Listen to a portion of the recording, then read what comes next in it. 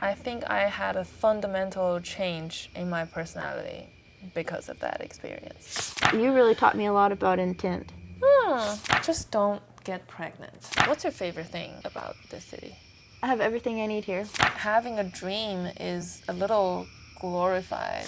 You are attracted to artistic people. Nowadays, it's just firefighters. In the dead of summer, when no sane person should leave the comfort of their AC, we bolted bed in the back of our Prius and drove west.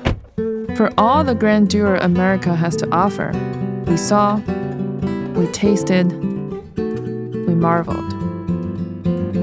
But most inspirational of all was the friends I got to reconnect with along the way. One of which is Katie. Next stop is Gadsden, Alabama. I was looking forward to this sleepover for a while. We hadn't seen each other for 5 years.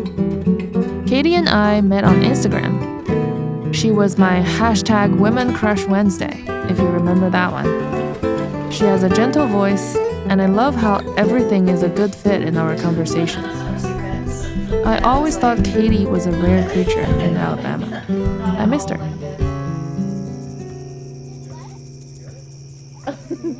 They're everywhere.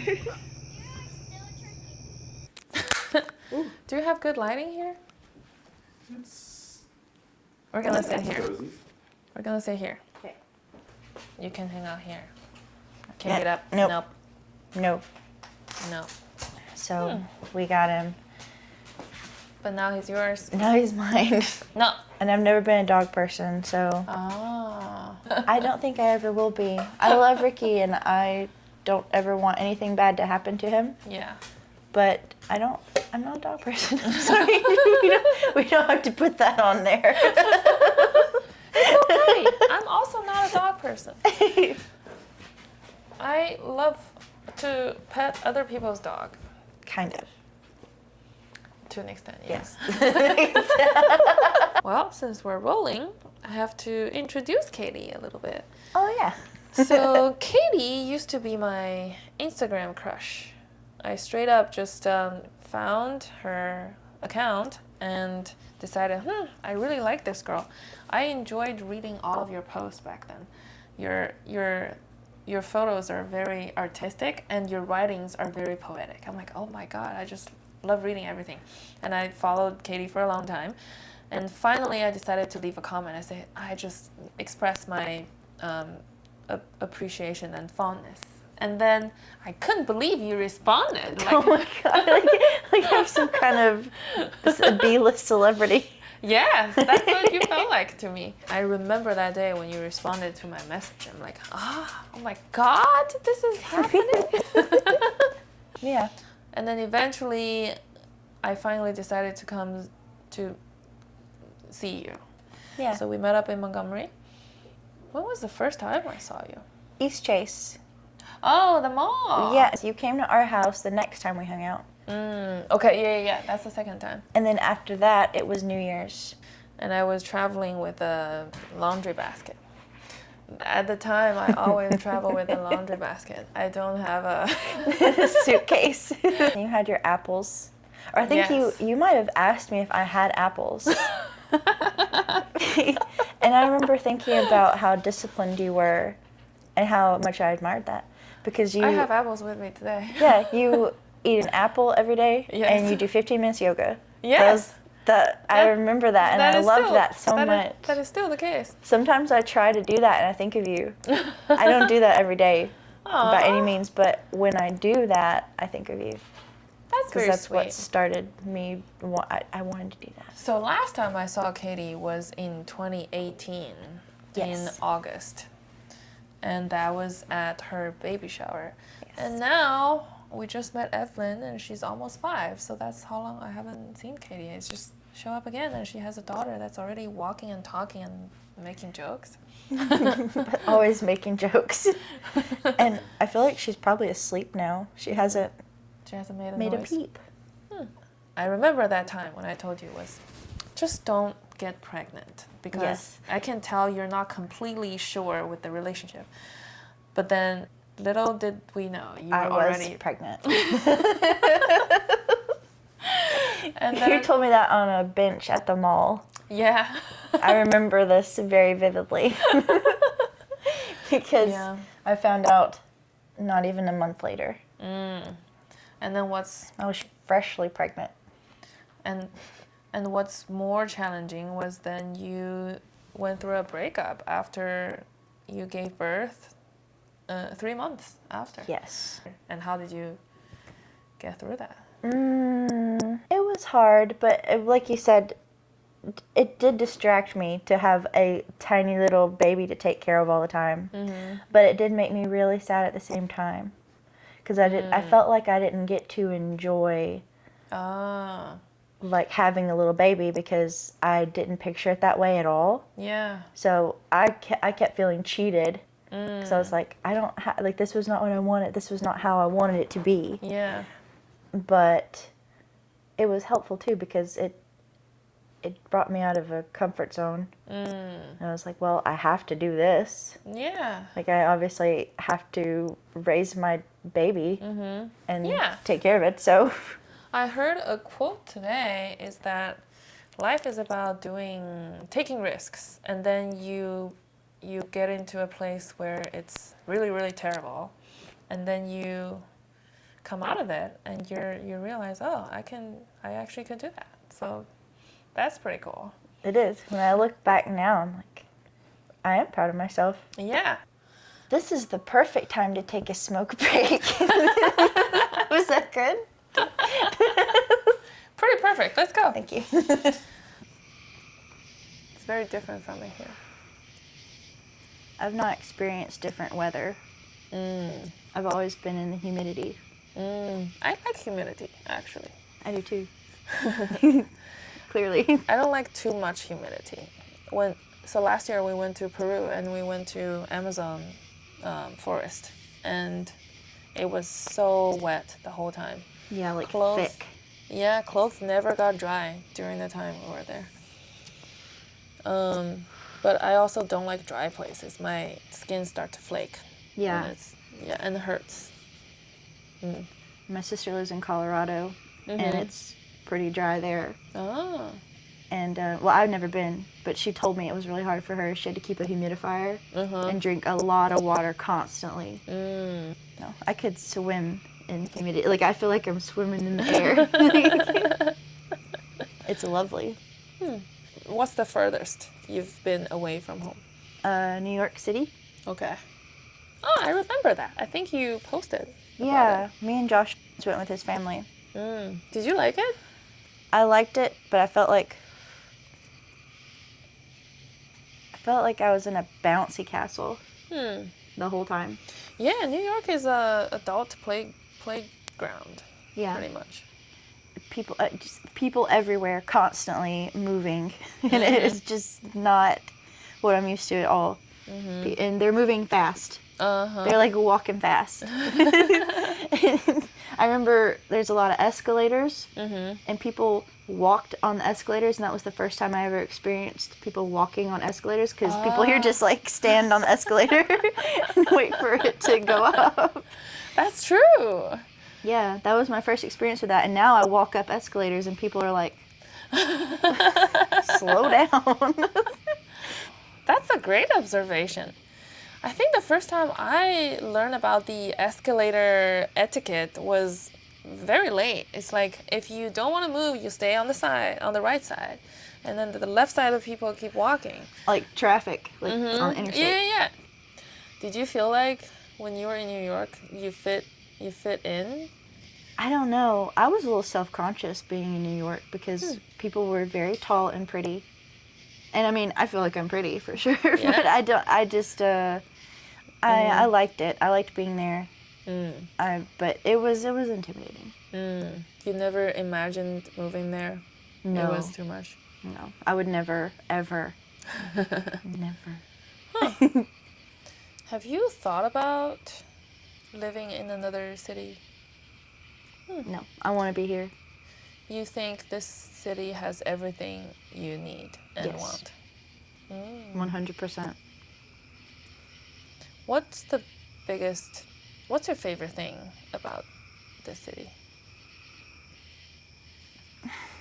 Like things you love about it, the things you don't want to leave.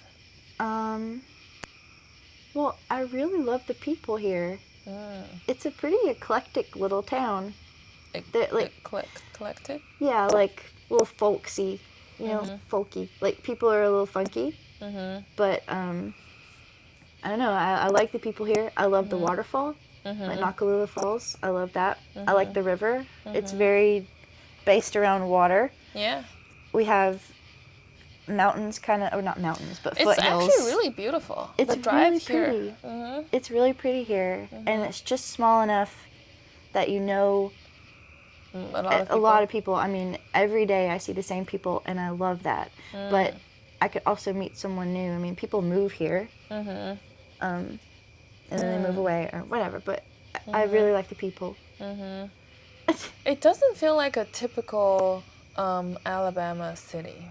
It's got charm, like the river and the bridge and the mountain. The downtown area, like where my shop is, you'll see it tomorrow. Yeah, I've been there. Yeah. It's cute. It's really cute. Yeah, I have everything I need here. I recently also learned this quote that like having a dream, having a goal is kind of entertaining. It's nice that you have that, but it's not nearly as important as the ability to appreciate your daily life. Yep, what you're doing in the moment. Yeah, and that really struck. What's that? Struck a chord. Yeah. Yeah. Because I realize I'm very future focused. I need a direction to go towards. Yeah. But I don't typically live in the moment as much as I think I should. And I do kind of feel like having a dream is a little glorified. And people take pride in the fact that they have a dream. Yeah. Like that's the thing you should have. But yeah, living in the moment's actually maybe more difficult. It takes more mental power. Yeah, to be able to appreciate it and not think about what your next move is. Ooh. All right, Percy. Ayo. And get him. Percy. You step on my... It's wet. So here. Oh, he's purring. Purring tomorrow. And this is not even your cat. This is the neighborhood cat. This is the neighborhood cat. He's coming to say hi. I remember you had hot water and lemon or something. Like, I think it was just like hot water and you were holding it. And like this? Yeah. And I was like, that's so interesting. And I do that with my hand. Like if I have like a hot drink, I'm like, okay, I'm going to enjoy this hot cup on my hands. Because you were so intentional with it. You really taught me a lot about intent. Wow. I never thought that. Actually, you told me that one time when you got a hot drink, you hold it like this. You said, I learned that from you. I was like, why do you have to learn this? Obviously, you hold it like this. Not really. It wasn't obvious to me. Like you have like a coffee mug and you hold it by the handle. Okay. And I don't do that anymore. I really lean into the. So for you to say that you feel like you don't live in the moment, I feel like that's a very living in the moment thing. Where you're like holding a hot cup and enjoying it. I was reading my 10 years ago Facebook posts. And I thought, I was reading it to Paul yesterday. I actually was very poetic back then. I could believe it. I was very capable of appreciating small things in life. Like, one post I was like, yep, I deserve a lava cake. And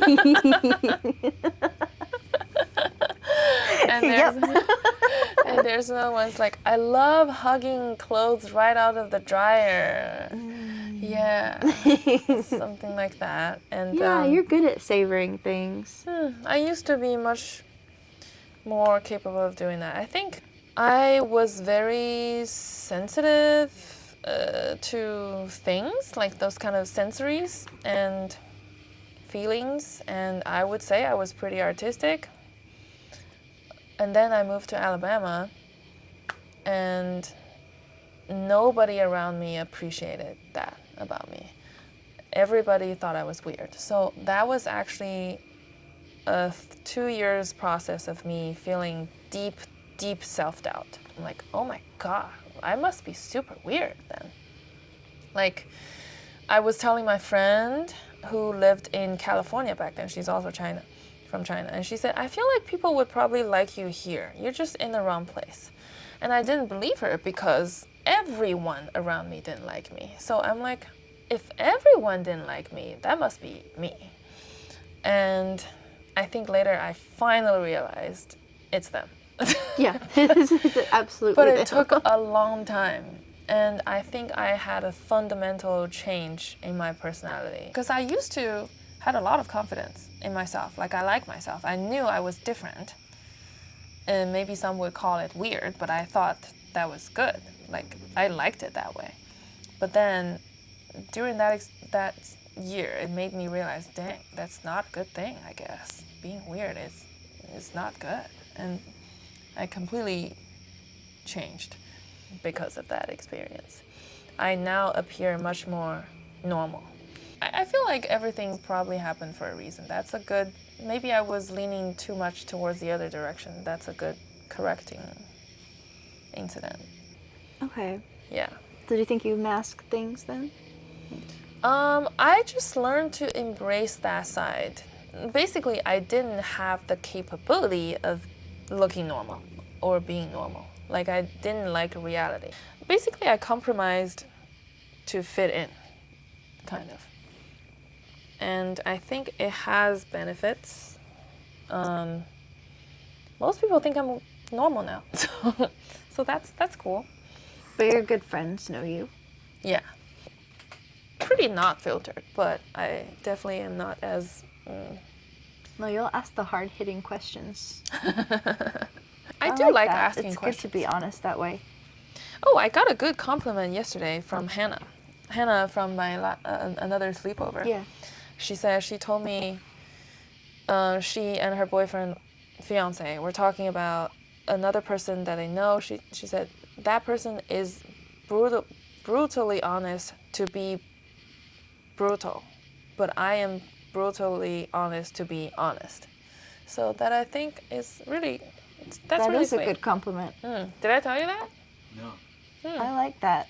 Yeah, I'm still honest. I never will say anything that I don't believe in, but I will say a lot less things.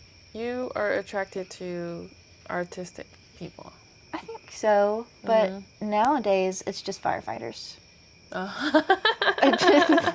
Just firefighters. Like I told you, I'm trying to just date firefighters.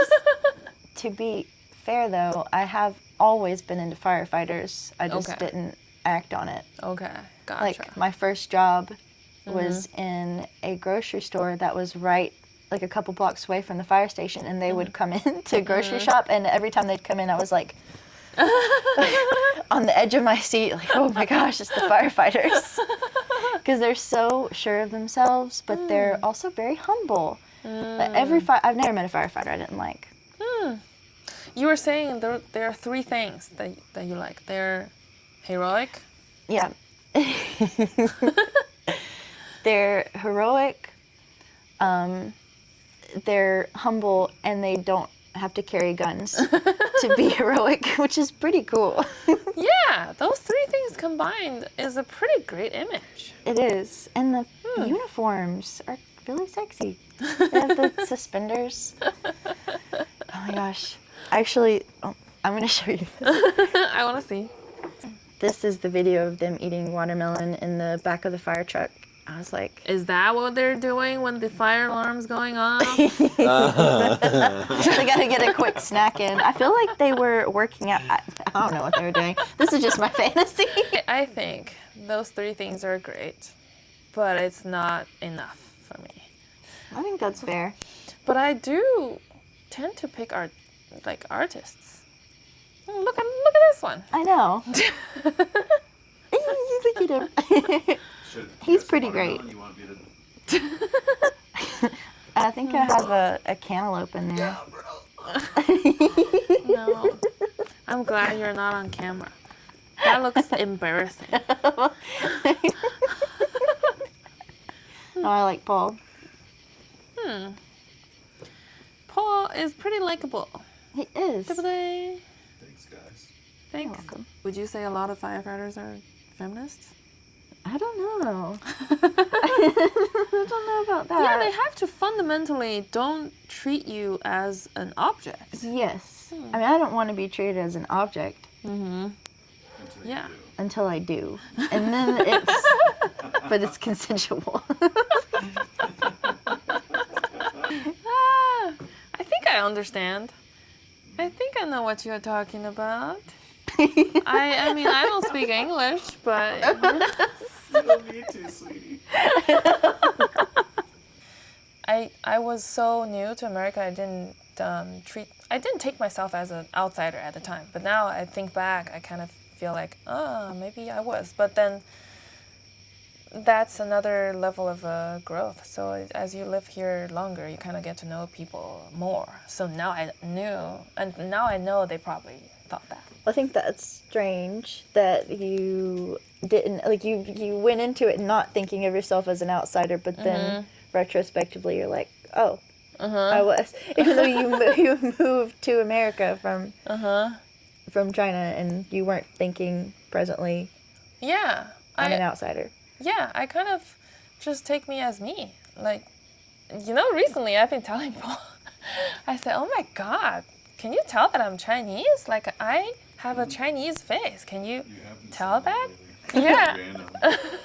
Can you believe that you're dating a Chinese girl? I haven't been in Alabama for so long that I think about last time I was here at your party with so many of your family and friends from, like, older generation people. I must be very different existence in this room to all of them, but I never thought about it that way. Well, me and you had already been friends, so to me it's like normal to have my friends at my baby shower.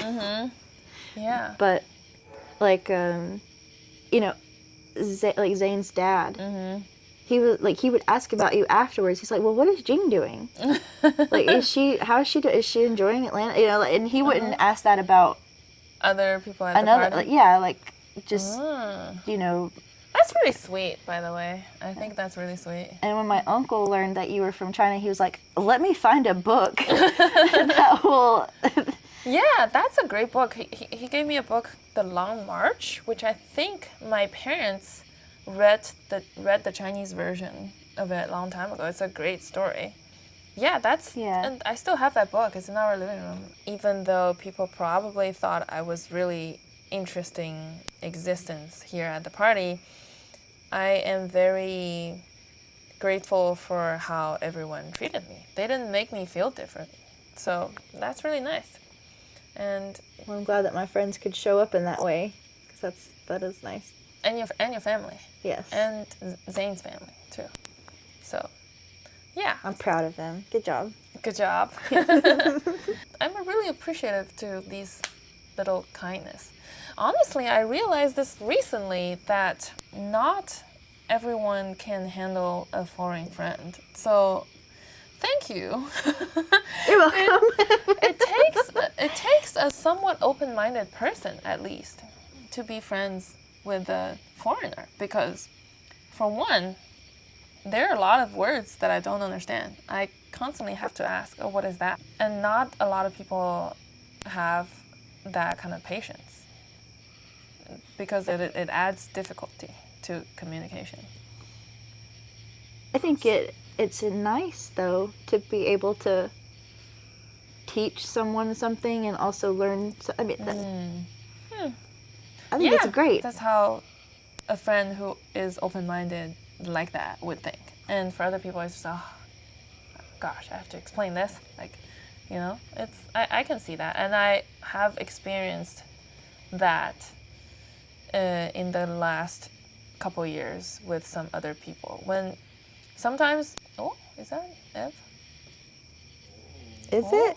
It is a little girl. It is an Ev. Oh. Aww.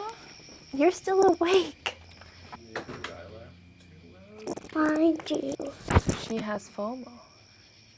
she doesn't like that. She doesn't get the joke. 怎么办呢？怎么办？ How is she? She's okay. Did she got woken up by Paul's laugh? Yeah, And she felt FOMO? And she was like, I was trying to find you. Aw. Like, I got out of bed and I couldn't find you. I can relate to that. I remember when I was a kid and I can't find my parents, it was pretty scary. Yeah, because that's all you know. And it's like, that's your safe person. Yeah, it's pretty scary. Well, Paul really liked our conversation so far. Good, I like our conversation too. I feel like you've done a lot of brave things, like starting a business. That's I always admire people who build a business from ground up. Was that difficult? Yeah. Was it a lot of struggle in the beginning? I feel like it struggles more now that that we have a lot of people. Okay. Because we got a lot of people pretty fast. Like a lot of employees pretty quickly.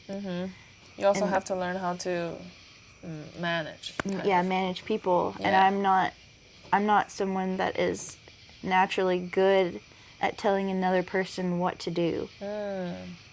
Okay. Not. But I think that also kind of makes me a good boss in a way.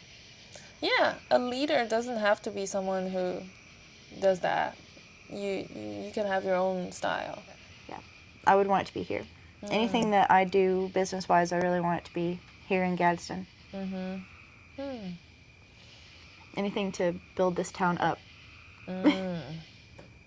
Even be a little part of that would be nice. Okay, what time is it? It's bedtime? Yeah. Today, we're actually going to have a sleepover. Yes, we are. I'm going to sleep in my own bed. Yeah, we're going to sleep on the floor. We're sleeping on the floor, which I love. I love sleeping on the floor. I actually don't like air mattress. I never liked air mattress. I grew up sleeping on the floor. In summertime, when I was growing up, I would sleep in my parents' room because they would only want to turn on one AC. Yeah. And it's in that room. So I would go to their room and I would sleep on the floor. They sleep on the bed. So I am very used to it and I love it. I'm looking forward to this sleepover. Okay, let's go sleep. Thank you, Paul.